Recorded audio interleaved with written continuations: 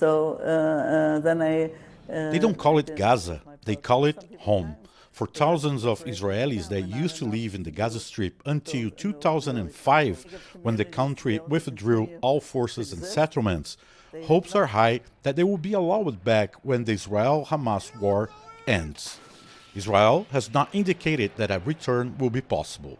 So, like today I'm thinking, wow, it's still empty. I looked at the map now, you can look at the Google map, and this is where we should build a nice big city, maybe for ultra-Orthodox Jews who want to come to live there. Anita Tucker was born in New York, came to Israel in the 1960s and lived in a settlement in Gaza for 30 years. She was part of a group of settlers that the Israeli government took to the Strip in the 1970s to develop agriculture there. In all, about 20 settlements were established in Gaza, many led by religious Jews. Orna Friedman was one of them.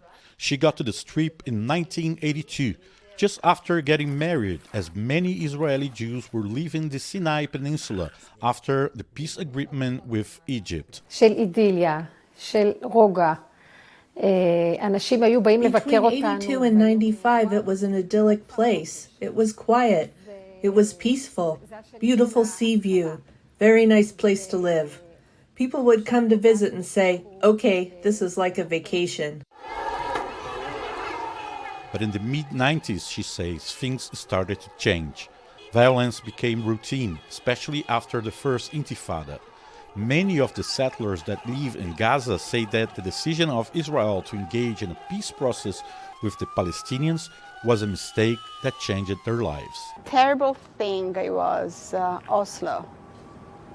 Oslo process, Oslo agreement till 1993, 1994 and 1995, which said Gaza and Jericho first.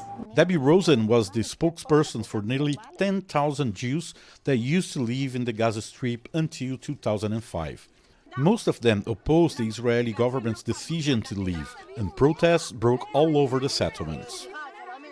We evacuated from home, from Gaza Strip. 22 communities, 10,000 residents. We were forced to leave our home.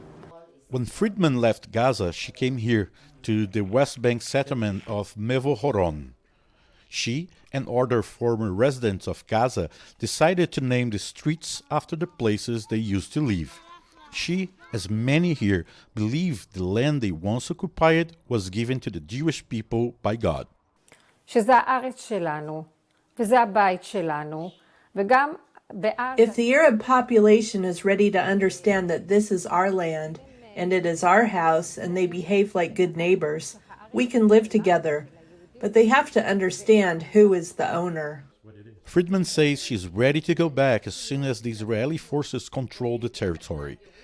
She keeps pictures and memories of Gaza all over her house. When she left, she brought an olive tree and planted it here. Tucker also keeps memories from Gaza everywhere, but unlike Friedman, she has little hope to live among Palestinians once again. We need to put the ones that were connected with it. Maybe we bombed already. Maybe it's not so great to kill everybody. Put them in a boat. We're humane. Put them in a boat and ship them off to, I had a German reporter the other. I said, well, ship them off to Germany. What's the problem? You're so humane. You take them. And he said, no. Tucker lives in a rural community in central Israel where everybody came from Gaza. She says they are already planning the new cities that should be built in the Strip after the war. We're starting to work. We've been speaking to city planners, and we've been speaking to people that check the grounds, that have the maps of the past and the future, and to see where are the right places to sing. And The Israeli government has not said it intends to allow settlers like Friedman, Rosen, Tucker, and others back to the place they used to call it home. He has not said what will happen in Gaza after its war against Hamas militants that continues with no end in sight. Ian Buesha, VOA News, Jerusalem.